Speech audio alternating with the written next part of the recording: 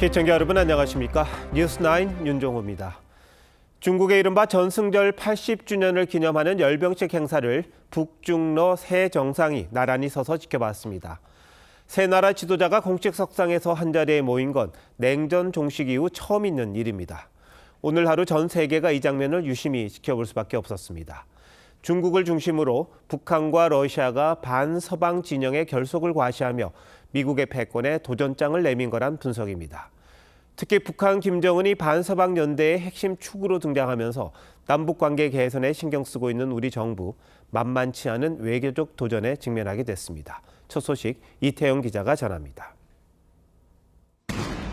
중국의 항일전쟁 80주년을 상징하는 80발의 예포가 발사되고 중국 국기가 개양되며 전승절 열병식이 시작됩니다. 世界反法西斯战争胜利80周年大会现在开始。 열병식이 한눈에 내려다 보이는 테난먼 막루 맨 앞줄에는 시진핑 주석을 가운데 두고 왼편에는 북한 김정은이, 오른편에는 푸틴 러시아 대통령이 자리했습니다. 북중러 정상이 한자리에 모인 건 북한 김일성과 중국 마오쩌둥, 구소련의 흐루쇼프가 참석했던 1959년 중국 건국 10주년 열병식 이후 처음입니다. 한미일 협력에 대항하는 북중러 삼각연대를 과시한 거라는 해석이 나옵니다. 새 정상은 테난먼 막루에 입장하며 중국 항일전쟁 참전 군인들과 일일이 악수를 나누는 등 결속 이미지를 연출했고, 이 장면은 중국 관영방송인 CCTV를 통해 전 세계에 생중계됐습니다. 시진핑 주석은 기념사를 통해 중국의 역할을 강조했습니다. 今天人类又面临和平还是战争，对话还是对抗，共赢还是零和的抉择。 평화와 공동번영은 중국을, 전쟁과 제로섬은 미국을 빗댄 것으로 해석되는데, 미국의 패권에 맞서 중국이 새로운 질서의 중심이 되겠다고 천명한 겁니다. 70분간 진행된 열병식 행사는 5만 명이 운집해 역대 최대 규모로 치러졌습니다. TV조선 이태형입니다. 김정은은 푸틴 러시아 대통령에 이어 의전 서열 2위의 예우를 받았습니다. 특히 6년 만에 중국을 방문한 김정은은 시진핑 바로 옆에서 여러 차례 대화하는 모습이 카메라에 잡히기도 했습니다. 우리 우원식 국회의장은 정상들과 조금 떨어진 곳에서 열병식을 지켜봤는데 김정은과는 짧은 악수만 나눴습니다. 이어서 신경희 기자입니다. 인민복 대신 정장 차림에 옅은 황금색 넥타이를 맨 김정은이 테난먼 안으로 들어섭니다. 觉得战争年代，中朝两国人民相互支持，共同抗击日本侵略。 인상을 찌푸리고 있던 김정은은 시진핑과 부인 펑리위안 여사를 보고선 이내 웃음을 보였습니다. 시진핑은 푸틴을 포함한 대부분의 정상들과 한 손으로 악수했는데 김정은과는 두 손을 잡고 악수했습니다. 막루로 향하는 레드카펫을 걸어가면서도 시진핑은 김정은에게 먼저 말을 걸었습니다. 오랜만에 못 만났습니다. 열병식 도중에도 두 사람은 서로에게 몸을 가깝게 기울이며 여러 차례 대화를 나눴는데 시진핑이 광장 전면을 가리키며 김정은에게 무언가를 설명하는 모습이 포착되기도 했습니다. 북한은 우크라이나 전쟁 때 러시아와 밀착하며 상대적으로 중국과의 관계가 소원해졌습니다. 하지만 6년 만에 김정은 방문을 계기로 북중 관계가 복원될 거란 전망이 나옵니다. 반면 우리 정부 대표로 참석한 우원식 국회의장은 정상들과는 떨어진 막루 우측 끝에 앉아 열병식을 지켜봤습니다.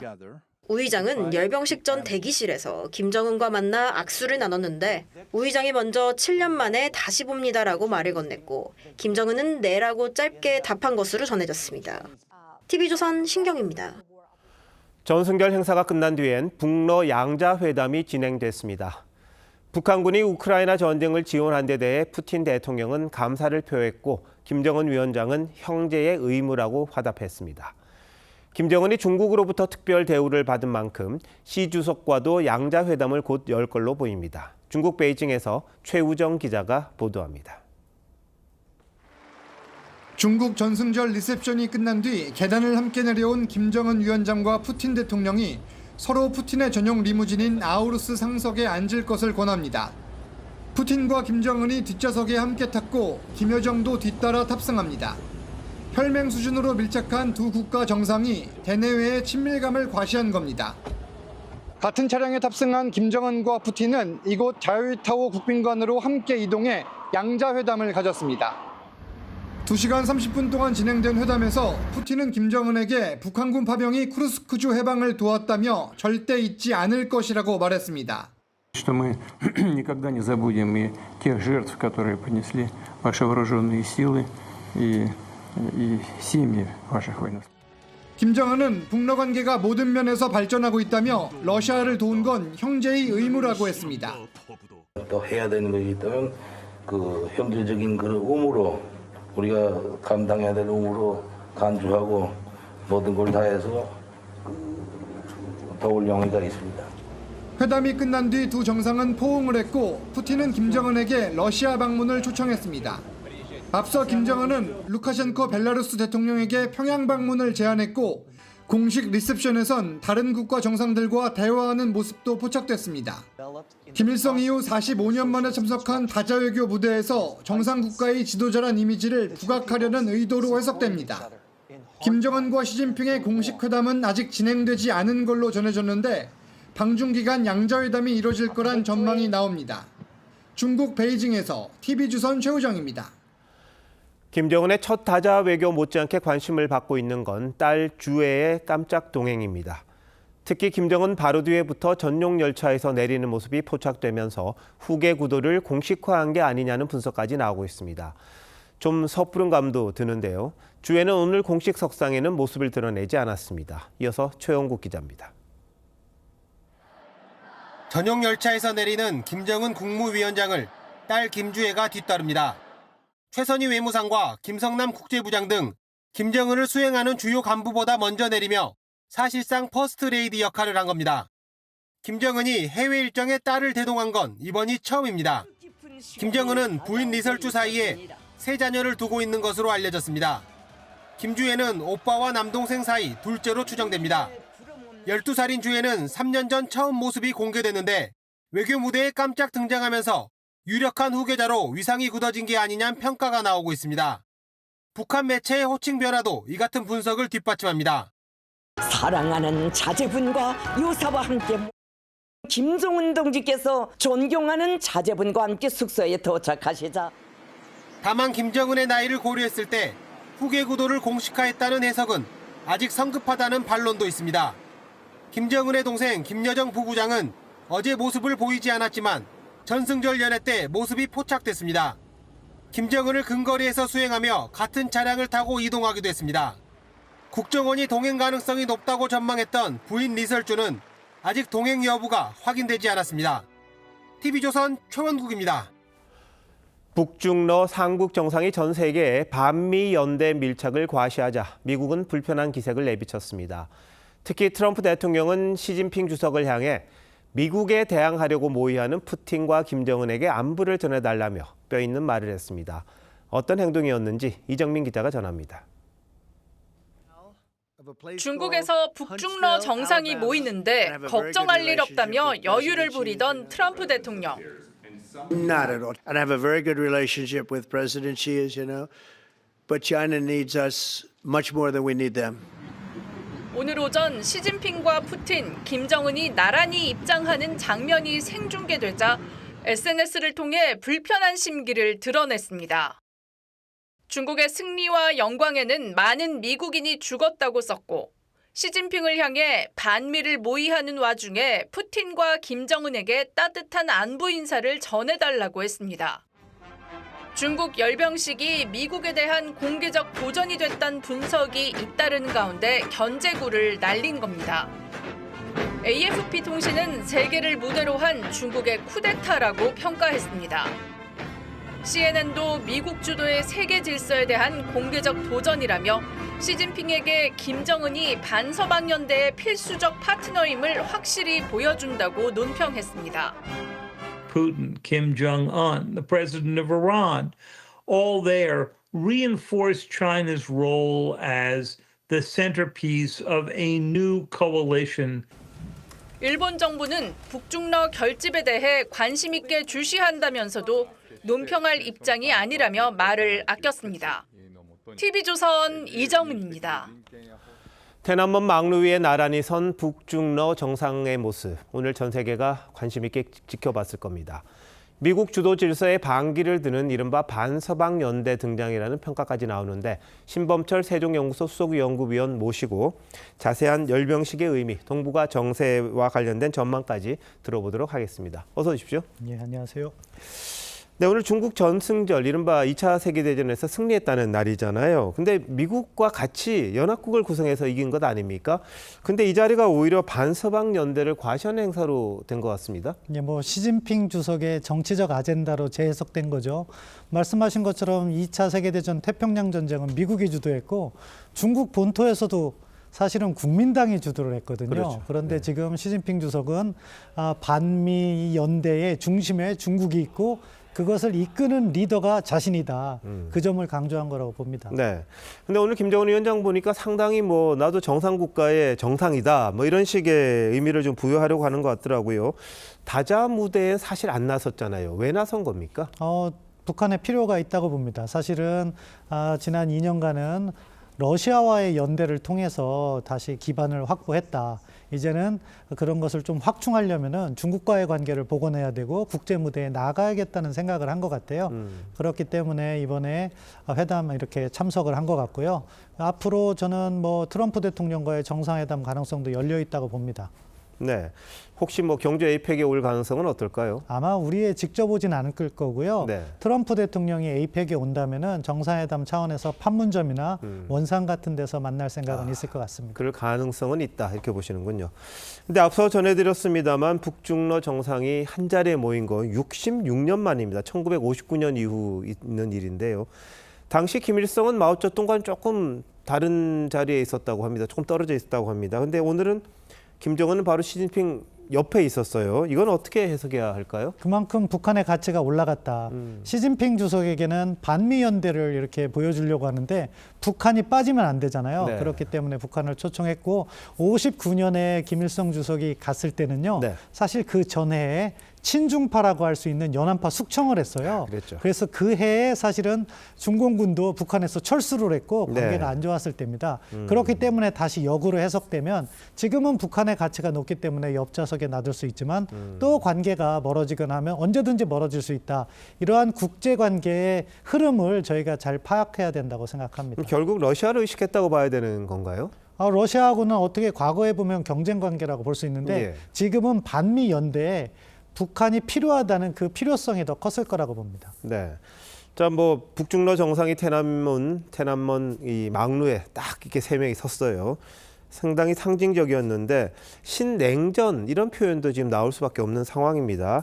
동북아 정세에는 어떤 영향을 미칠 걸로 보십니까? 말씀하신 대로 신냉전 구조의 신호탄이다 이렇게 볼 수 있겠고요. 당분간 형식적으로는 사실 북중러 대 한미일 대립구도가 만들어질 수밖에 없다고 생각해요. 다만 동상삼몽이라고 생각해요. 그런가요? 중국은 트럼프 행정부와 관세 협상을 해야 되고 네. 러시아는 우크라이나 전쟁을 종결시키기 위해서 또 트럼프 행정부와 협력해야 될 부분이 있고요.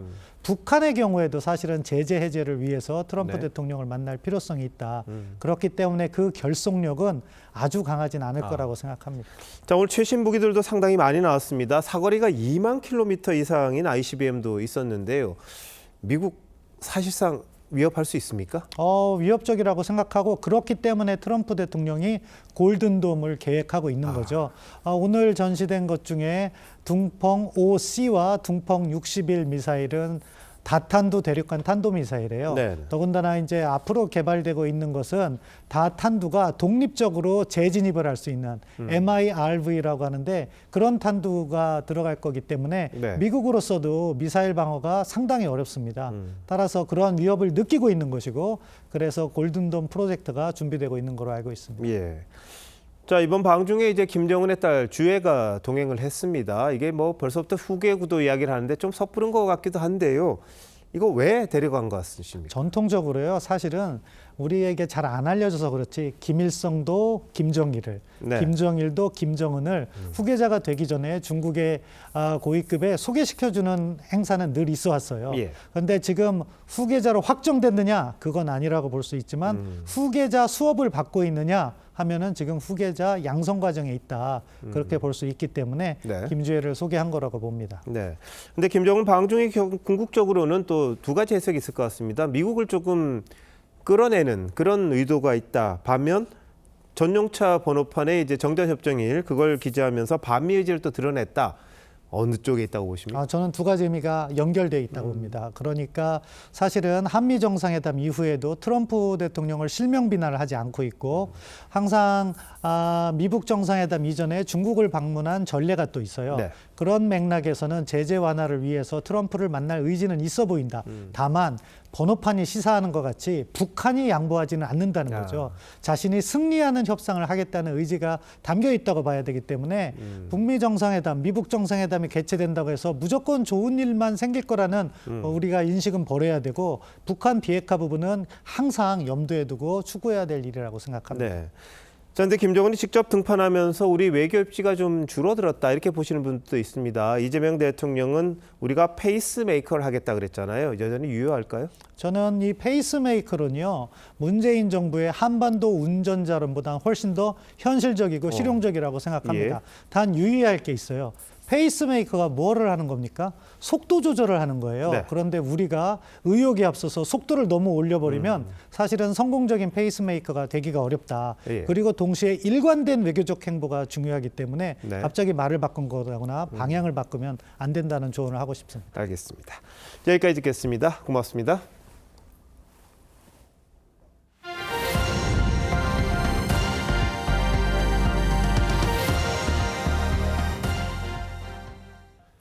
민주당의 전 정부 몰아붙이기가 다각도로 이어지고 있습니다. 이번엔 정청래 대표가 앞장서 이재명 대통령 흉기 피습 사건 재수사를 요구했습니다. 당시 테러 사건으로 지정하지 말자는 국정원 내부 보고서가 확인됐다는 걸 이유로 들었는데 배후를 감추기 위해 조직적으로 축소한 게 아니냐는 주장입니다. 국민의힘은 여당 대표가 음모론만 제기한다고 비판했습니다. 고유동 기자입니다. 민주당 지도부 회의 도중 지난해 1월 이재명 당시 대표의 피습 사건 영상이 재생됩니다. 현장에서 붙잡힌 남성은 살인 미수 혐의로 재판에 넘겨졌고 지난 2월 징역 15년형을 확정받았습니다.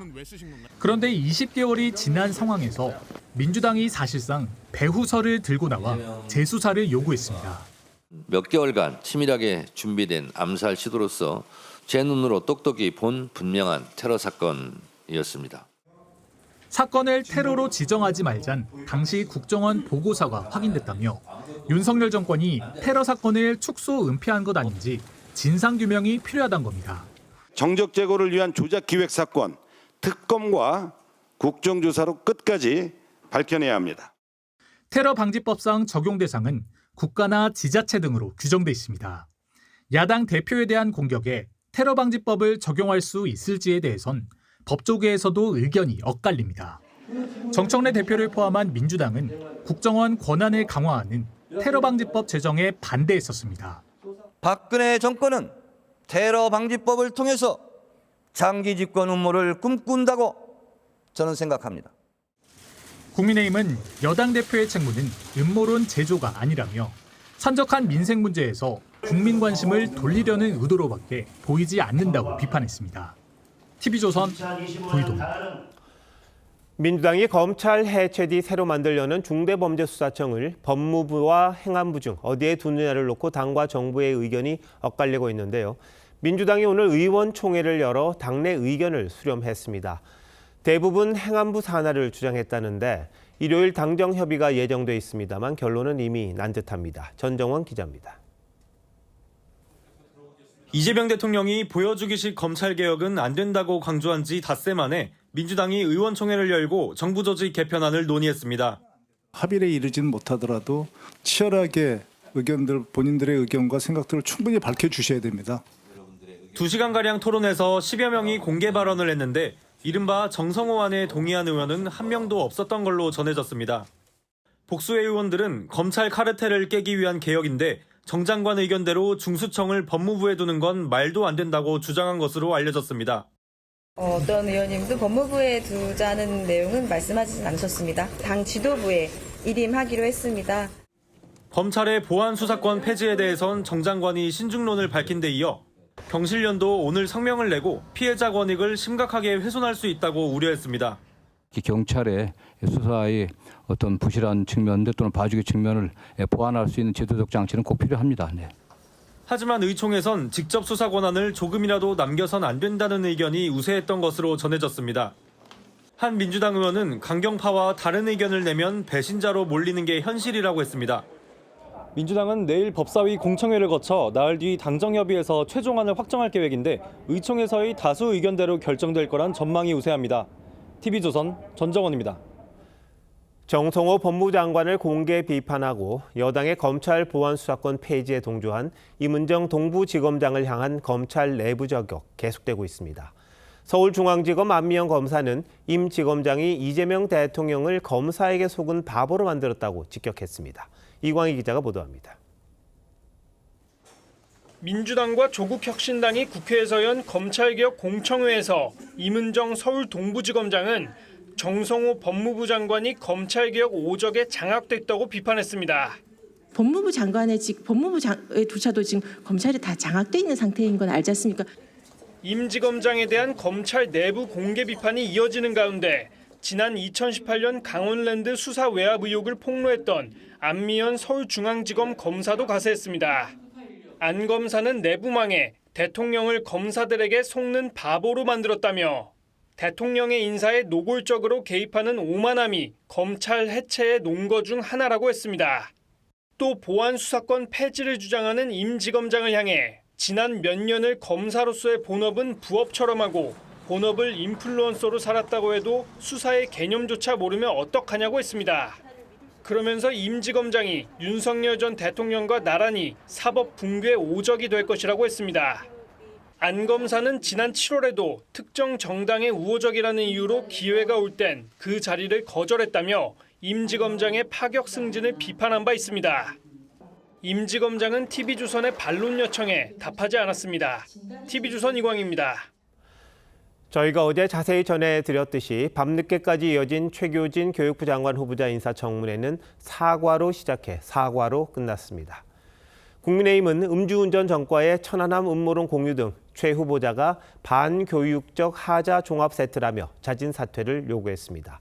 하지만 여당은 최 후보자의 과거 여제자 폭행까지 감싸며 낭만은 없다는 분위기입니다. 이채림 기자의 보도입니다. 최교진 후보자는 중학교사 시절 성적이 떨어져 오는 여학생의 뺨을 때렸다고 말했습니다. 유일한 손찌검이었습니까? 아니면 다른 학생들한테도 손찌검 한 적 있으십니까? 그때 한 번이었습니다. 그리고 1982년 그 외에는 한 번도 안 하셨습니까? 민주당 김준혁 의원은 당시에 그런 일이 많았다며 최 후보자의 폭행을 감쌌습니다. 어마어마한 분들은 수두룩했습니다. 그때 그 일을 가지고 후보자를 그렇게 매도해서 평생 낙인 찍히게 만든. 이에 대해 정재석 전북교원노조 대표는 체벌이 난무하던 시절에도 안 때리는 선생님들이 분명히 계셨다며 인격을 의심할 수밖에 없다고 지적했습니다. 최 후보자는 음주운전은 물론 천안함 음모론과 부산 비하 발언 공유 등 수많은 논란에 대해 사과했는데 국민의힘은 교육자가 아닌 편향적 정치인이라며 사퇴를 요구했습니다. 셀 수 없는 범죄와 논란에 그는 어제 하루 종일 고개 숙여 사과만 했습니다. 진심이라면 자진 사퇴하십시오. 어젯밤 10시 반까지 이어진 청문회는 최 후보자의 마지막 사과로 끝났습니다. 그 이후에 한 번도 운전대를 잡지 않았다고 하지만 다시 한번 사죄해 드립니다. 다만 이제 사과를 했다고 해서 다 끝나는 건 아니죠. 사과와 사죄의 마음을 갖고 공직 생활을 좀 앞으로 해달라는 좀. 청문회 무용론 비판에도 불구하고 여당이 최 후보자에 대한 청문 보고서를 일방 채택할 거란 관측이 많습니다. TV조선 이채리입니다. 구속 수감 중인 윤석열 전 대통령이 옥중 메시지를 냈습니다. 모든 책임은 군 통수권자였던 자신이 지겠다며 군인들의 수사와 재판을 멈춰달라고 요청했습니다. 조유진 기자입니다. 지난 7월 21일 말도 안 되는 정치적 탄압은 저 하나로 족하다는 옥중 입장을 전했던 윤석열 전 대통령이 44일 만에 다시 변호인단을 통해 메시지를 냈습니다. 군인들과 군에 대한 탄압을 멈춰달라며 모든 책임은 군 통수권자였던 나에게 묻고 기소된 군인들을 공소 취소해달라고 했습니다. 또 비무장으로 2시간도 안 되는 시간 상관의 명령에 따라 기동했을 뿐인 군인들을 내란 세력으로 몰고 있는 반국가 세력에 울분을 참을 수 없다고 말한 걸로 전해졌습니다. 윤 전 대통령은 정찰 관련 군 예산을 삭감하고 군인들을 줄 소환해 진술을 강요하는 게 군이 제 기능을 못하게 하는 것이라며 우려를 표한 것으로 파악됐습니다. 12.3 비상계엄 관련해 내란 공범으로 재판을 받고 있는 전현직 군 관계자는 김용현 전 장관, 노상원, 문상호 전 정보사령관 등 15명입니다. 윤 전 대통령은 지난 2월 헌법재판소의 탄핵심판 당시엔 투입됐던 군인들이 지시 이상의 조치를 했다는 취지로 말한 바 있습니다. 각자 정해진 매뉴얼대로 하다 보니까 전하 장관이 생각한 것 이상의 어떤 그 조치를 준비를 했을 수는 있습니다만은 윤 전 대통령은 재구속 후 특검 수사와 재판에 모두 응하지 않고 있습니다. TV조선 조유진입니다. 김건희 의혹 특검이 청구한 IMS 모빌리티 대표 등 3명에 대한 구속영장이 모두 기각됐습니다. 기각 사유는 소명 부족이었습니다. 특검이 김건희 집사 게이트 수사를 내세웠지만 뜯어보면 김 여사와 관련 없는 기업 횡령 혐의에 수사력을 낭비한 것 아니냐는 지적이 나옵니다. 한지은 기자입니다.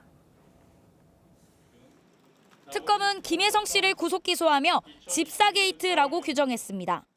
속칭 집사 게이트 사건 관련 피의자 김예성에 대하여 특정경제 가중처벌 등에 관한 법률 위반 횡령 혐의로 구속 기소하였습니다.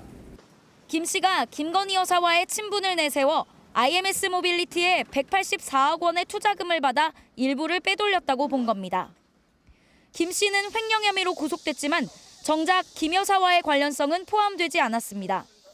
특검은 어제 조모 대표 등 IMS 모빌리티 관계자 3명에 대한 구속영장을 청구할 때도 배임 및 횡령 혐의를 적용했습니다. 특검이 김 여사와 연관성이 드러나지 않은 사실상의 별건 수사에 매달리고 있다는 지적이 나옵니다. 법원은 오늘 조 씨 등 3명에 대한 구속영장을 기각하며 구속 필요성이나 도주, 증거인멸의 염려에 대한 소명 부족을 지적했습니다. 법원이 수사가 미진했다고 지적한 거란 해석이 나옵니다. 구속영장을 청구할 정도로 아직 수사가 완비되지 않았는데 이렇게 하게 된 것은 다소 좀 조급하거나 성급했다라는 표시를 우회적으로 한 것으로 해석할 수 있고요. 특검은 조 씨 등 3명에 대해 구속영장을 재청구하겠다고 밝혔습니다. TV조선 한지은입니다. 내란 특검은 이틀째 국민의힘 원내대표실 압수수색을 시도했습니다.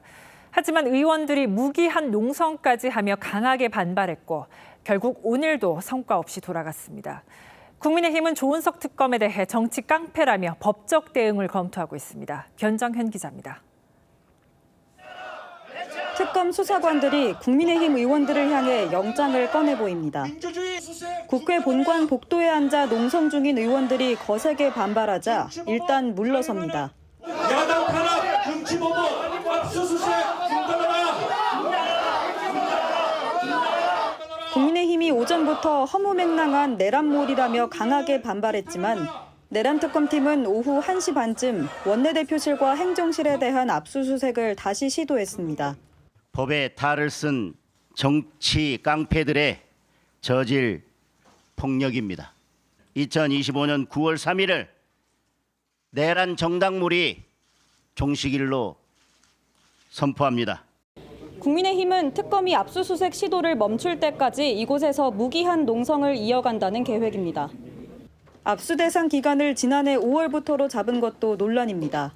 특검은 지난해 3월부터 진행된 계엄 논의를 원내대표가 인지했을 가능성을 배제할 수 없다고 했지만 당사자인 추경호 의원은 총선을 앞두고 지역구를 누비던 시절이라며 증거도 없이 정치 공작을 하고 있다고 반박했습니다. 비상계엄이 있을지 없을지도 모르는 상황에서 표결을 방해한 행위와 무슨 관련이 있다고 그때부터 압수수색 대상 기간이 되는지.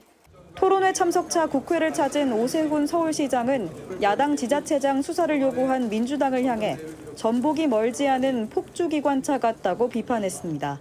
이치에 닿지 않는 수단을 동원해서라도 수도권 단체장들을 끌어내려야겠다라고 하는 그런 사심을 감춘 입장 표명이 아닌가. 국민의힘은 조은석 내란 특검을 직권남용 등의 혐의로 고발하는 방안을 검토하고 있습니다. TV조선 변정현입니다.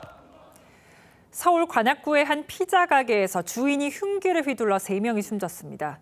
피해자들은 프랜차이즈 본사 임원과 인테리어 업자 등이었습니다. 피의자는 인테리어 문제로 본사와 갈등을 빚어온 걸로 알려졌습니다. 이나영 기자가 보도합니다. 남성 3명이 피자 가게 앞에서 대화를 나누다 가게 안으로 들어갑니다. 20분쯤 후 경찰차 한 대가 지나가고 구급차와 소방관도 도착합니다. 오늘 오전 10시 57분쯤 서울 관악구의 한 피자 가게에서 흉기 난동이 발생했다는 신고가 접수됐습니다. 경찰은 가게를 찾아온 프랜차이즈 본사 임원과 인테리어 업체 부녀에게 흉기를 휘두른 40대 피자 가게 사장 A씨를 체포했습니다.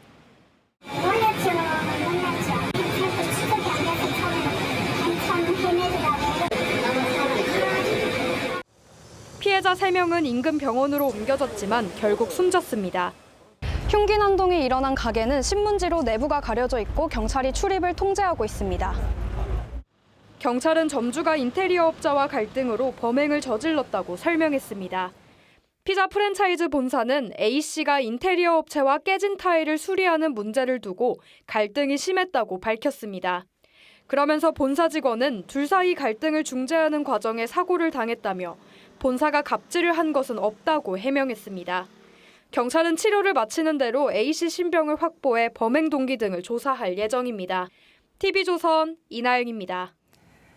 경찰이 필리핀으로 달아난 범죄 피의자 49명을 한꺼번에 송환하기 위해 전세기를 띄웠습니다. 전세기가 도착하자 인천공항은 아예 입국장 게이트 한 곳을 통째로 비웠습니다. 허유하 기자입니다. 필리핀 마닐라 공항에서 마스크와 모자를 눌러쓴 해외 도피 사범들이 경찰관과 함께 하나둘씩 비행기에 올라탑니다. 탑승 후 경찰이 도피 사범들에게 수갑을 채우고 송환 절차를 설명합니다. 인천공항에 도착한 뒤 앳된 얼굴의 여성부터 중년 남성들까지 수십 명이 일렬로 입국장으로 쏟아져 나옵니다. 경찰이 오늘 오후 5시쯤 국외 도피 사범 49명을 전세기에 태워 국내로 송환했습니다. 공항 측은 피의자와 호송 인력 등 총 189명이 한꺼번에 들어오는 만큼 입국장 한 곳을 통째로 비웠습니다. 경찰은 이번에 송환된 해외 도피 사범 대부분이 민생범죄 관련 피의자라고 설명했습니다. 보이스피싱 등 사범 18명과 도박 등 사이버 범죄 사범 17명 등이 포함됐는데 특히 5조 3천억 원 규모의 온라인 불법 도박 사이트 운영자 10명도 포함됐습니다. 이들 해외 도피 사범들에게 보이스피싱 등을 당한 피해자는 1,300명, 피해액은 600억 원이 넘습니다.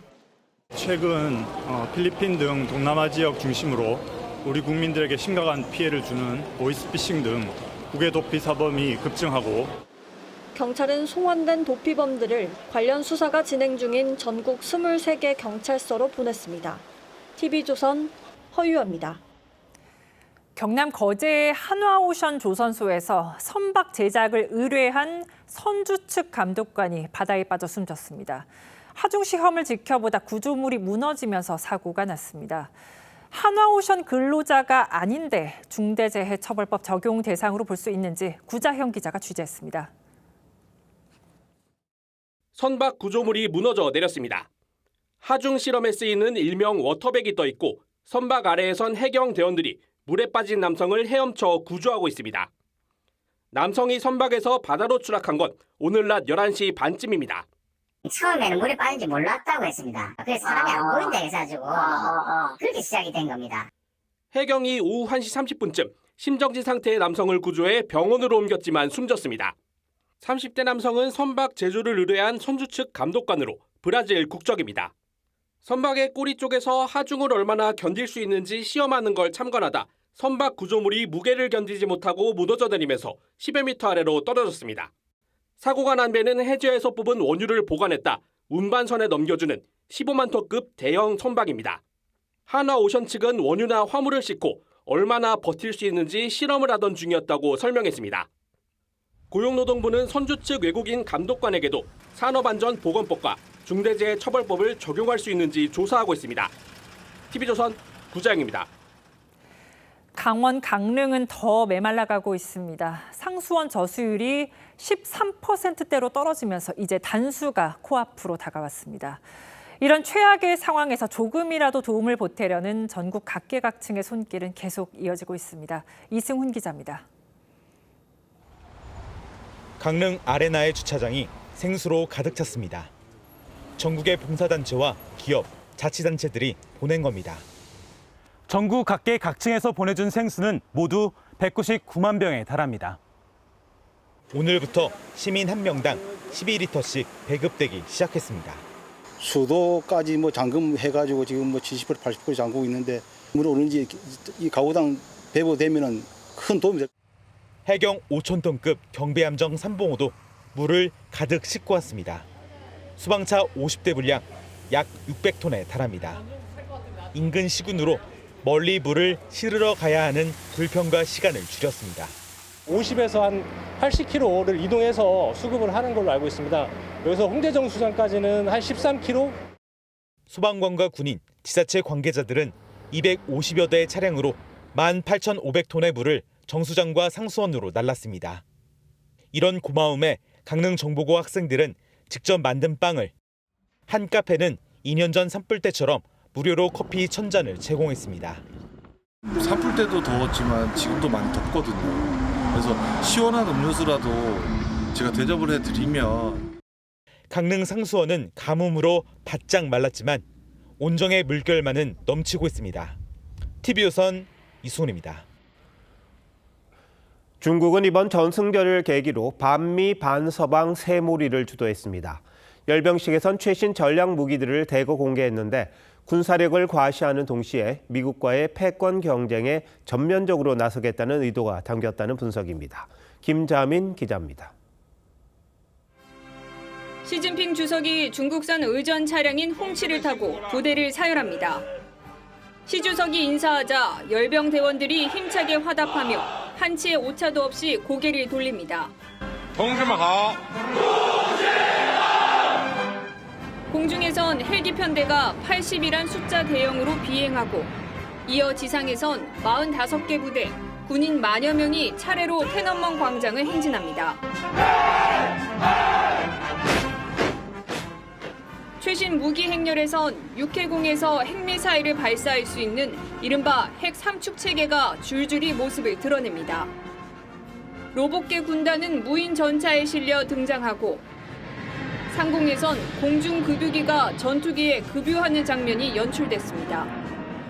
행사는 평화를 상징하는 비둘기 8만 마리와 풍선 8만 개가 하늘로 날아오르며 마무리됐습니다. 역대 최대 규모로 열린 이번 열병식엔 북중러 정상들과 함께 이란과 미얀마, 벨라루스 등 26개 국가 원수가 참석해 반미연대를 과시했습니다. 외신은 26개국 가운데 자유국가는 7곳뿐이라며 중국이 세계 최고의 권위주의 국가로서 독재자들과 긴밀히 연결돼 있음을 보여준다고 평가했습니다. TV조선 김자민입니다. 중국이 이번에 공개한 무기들을 보면 일본과 한반도 방위를 책임지는 미 칠함대는 물론이고 미국 본토까지 정조준하고 있습니다. 무인 잠수정과 스텔스기 등 전쟁 양상을 완전히 바꿀 만한 위협적인 무기들도 많았습니다. 계속해서 변재영 기자입니다. 핵 탑재 미사일 둥펑 OC입니다. 사거리가 2만 킬로미터를 넘어 이론상 전 세계가 범위에 들어갑니다. 고체 연료용 대륙간 탄도미사일 둥펑 61은 미국 본토를, 중거리 탄도미사일 둥펑 26D는 괌과 일본 미군 기지까지 타격할 수 있습니다. 초속 3.4km의 극초음속 대한미사일 잉지 21은 미 항공모함을 원거리에서 타격할 수 있습니다. 모두 미 해군은 물론 본토까지 위협할 수 있는 무기들입니다. 여기에 극초음속 미사일 둥펑 17은 우리나라 등에 배치된 사드를 무력화할 수 있는 무기로 꼽힙니다. And surrender without a fight, and they also want to intimidate the United States from coming to help Taiwan. 무인 잠수정과 무인 항공기도 대거 선보였는데 차세대 전투력을 과시했다는 평가입니다. 특히 초대형 무인 잠수정 AJX-002는 핵무기 탑재가 가능하고 미국의 미사일 방어 체계를 피할 수 있는 것으로 알려져 한반도 주변까지 영향력을 확대할 수 있는 핵심 무기로 꼽힙니다. A new generation of drone warfare, both helicopter, first time, two large undersea drones. 이 밖에도 미국 F-35에 대적하기 위한 항모용 스텔스기 젠-35 등이 고공 비행을 펼쳤고 500km 고도까지 도달하는 위성 킬러 요격 무기인 훔치-29도 공개됐습니다. 중국은 무기들이 모두 실전 배치됐다고 주장하는 가운데 군사 대국이 되겠다는 정치적 선언이란 분석도 나옵니다. TV조선 변재영입니다. 우리 광복절은 8월 15일인데 중국은 왜 9월 3일 오늘 전승절 행사를 하는 걸까요? 중국 전승절에 얽힌 다양한 얘기를 신윤만 기자와 알아보도록 하겠습니다. 신 기자, 중국은 왜 오늘 2차 세계대전 승리를 기념하는 겁니까? 네, 1945년 8월 15일은 일본이 항복선언을 한 날입니다. 이후 같은 해 9월 2일 일본 도쿄 앞바다 미군 미주리함 위에서 2차 대전에서 패망한 일본의 항복 문서 서명식이 있었습니다. 이 자리에서 중국은 승전국 자격으로 항복 문서에 서명했는데요. 당시 중국의 권력자였던 장제스가 이튿날인 9월 3일에 항복 문서를 전달받고 이날을 전승절로 정했습니다. 전승절이라는 말의 느낌이 우리나라 광복절하고는 좀 다르죠. 우리는 피식민국의 입장에서 빛을 찾았다, 독립했다는 의미고 중국은 전쟁을 승리로 이끌었다는 승전국의 입장에서 이름을 정했습니다. 중국이 유엔 안보리 상임이사국인 이유도 2차 대전 주요 승전국으로 인정받았기 때문입니다. 중국에서는 상당히 중요한 날인데 그런데 최근까지 전승절 행사를 그렇게 많이 한 것 같지는 않습니다. 그렇습니다. 실제로 중국이 9월 3일 전승절을 국가기념일로 지정한 건 불과 11년 전인 2014년부터입니다. 중국의 오래된 역사 때문인데요. 사실 중국의 항일 전쟁을 이끈 건 지금 중국을 지배하는 공산당이 아니라 장제스의 국민당이었습니다. 공산군은 항일 투쟁보다는 전력 보전에 집중하며 세를 확장했고 그 덕에 2차 대전 이후 벌어진 국공내전에서 공산당이 승리할 수 있었습니다. 이 때문에 공산당 정부는 9월 3일 전승절을 전면에 내세우기 부담스러웠던 겁니다. 자신들은 2차 대전하고 별 관계가 없기 때문에 기념을 안 했었어요. 일본하고 싸워서 이긴 거는 국민당 군대가 이긴 거거든요. 전쟁에서의 성과는 많이 거두질 못했고 49년까지 내전을 한단 말이에요. 그런데 지금 와서 왜 중국 공산당이 전승절을 띄우는 겁니까? 2012년 말부터 집권한 시진핑 주석은 항일 역사 서술에서 국민당을 지우고 공산당의 역할을 강조해왔습니다. 그리고 이제는 미소 냉전구도 해체 이후 중국이 세계를 주도하는 나라가 됐다는 걸 천명하기 위해 전승절을 이용하고 있습니다. 2015년에 전승 70주년을 기념해 처음으로 크게 열병식 행사를 했고요. 10년 만인 올해 80주년 행사를 한 겁니다.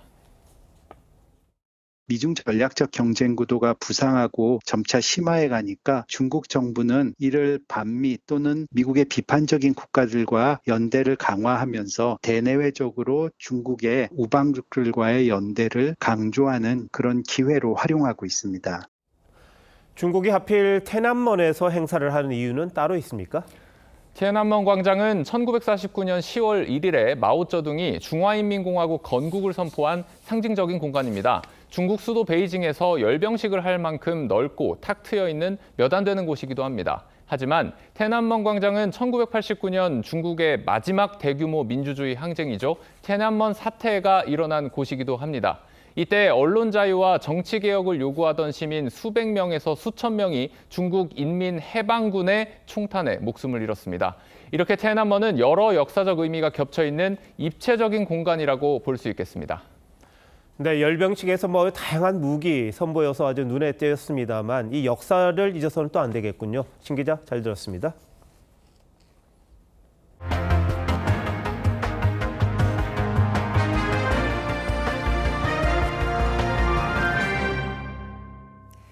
국내 최고의 미술 장터인 프리즈와 키아프가 올해로 4번째로 공동 개막했습니다. 이전처럼 수백억 원대 작품으로 화려함을 자랑하기보다는 이번에는 내실에 집중했다는 평가가 나옵니다. 박소영 기자가 소개합니다. 해골 더미 위에 올라앉은 사자. 세계 최대 갤러리 가고시안의 선택은 일본 출신 팝아트 작가 무라카미 다카시의 대형작이었습니다. 5대 화랑 중 한 곳인 데이비드 주워너는 쿠사마 야요이의 대표작 호박으로 관람객의 이목을 끌었습니다. 전 세계 정상급 갤러리 120곳이 서울을 찾았습니다.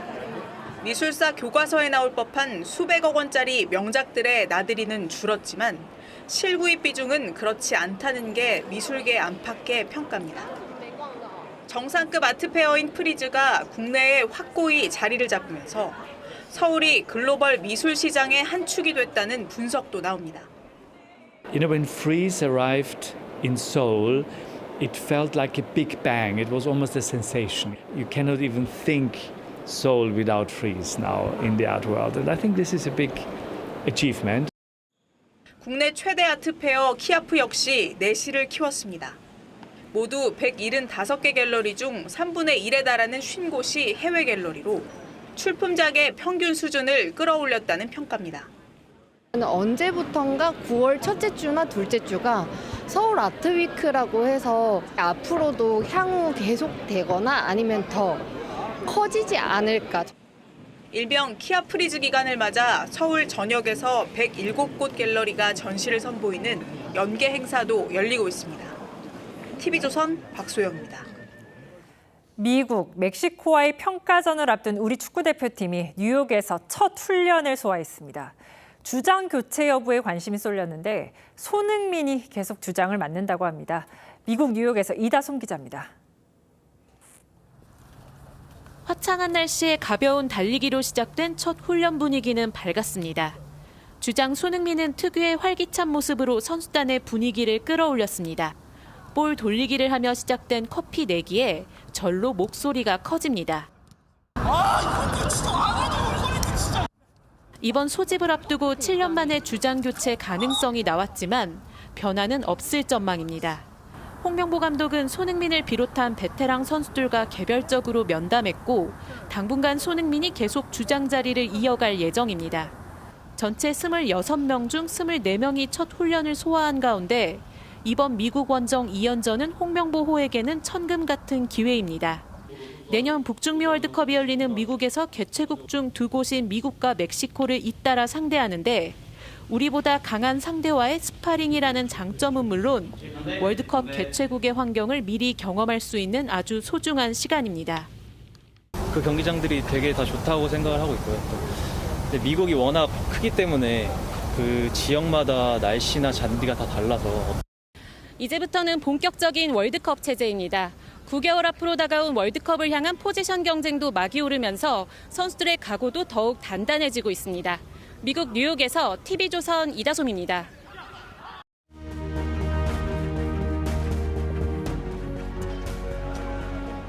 (1839년) 아미스타트호 노예들은 집으로 돌아가자며 반란을 일으켰습니다. 하지만 도착지는 아프리카가 아닌 미국 해안.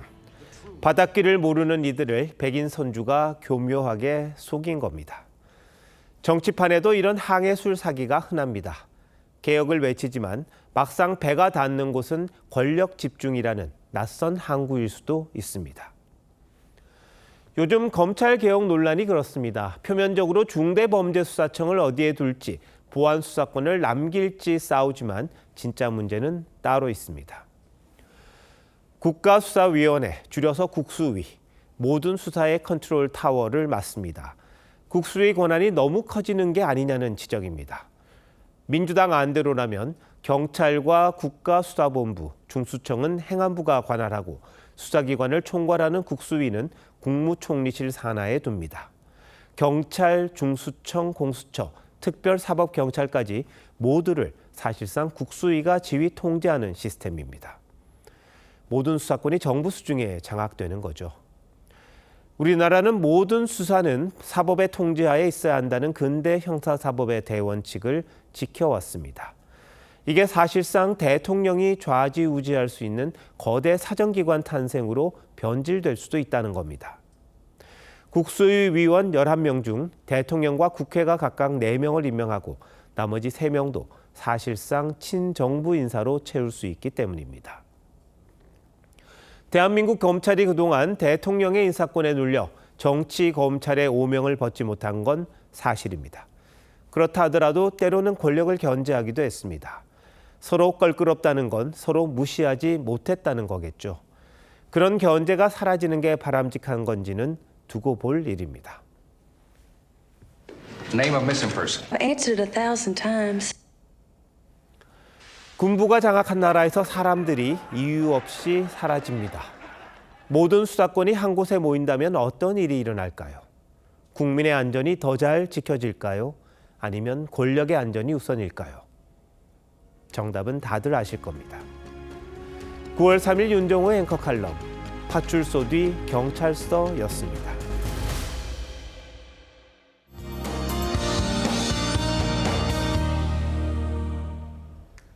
오늘 자정까지 내륙 곳곳에 소나기가 내리겠고 새벽에 수도권부터 비가 내리기 시작해 중부지방 곳곳에 비가 예상되는데요. 예상 강수량은 중부지방의 5에서 60mm, 가뭄이 심한 강릉 지역은 5mm 안팎의 적은 비가 내리겠습니다. 온도와 습도가 높은 남부지방을 중심으로 대기가 불안정해지겠습니다. 충청과 남부 내륙에도 오후 한때 소나기가 지날 수 있겠습니다. 비가 내리면서 내일 낮 기온이 다소 내려가더라도 폭염특보가 내려진 남부지방을 중심으로 체감온도 33도 안팎의 더운 날씨가 이어지겠습니다. 내일 중부지방 대체로 흐리겠고 남부지방과 제주도는 구름 많겠습니다. 내일 아침 기온 서울 23도, 전주 24도로 선선하게 출발하고요. 내일 한낮 기온 서울이 28도로 오늘보다 4도가량 낮겠습니다.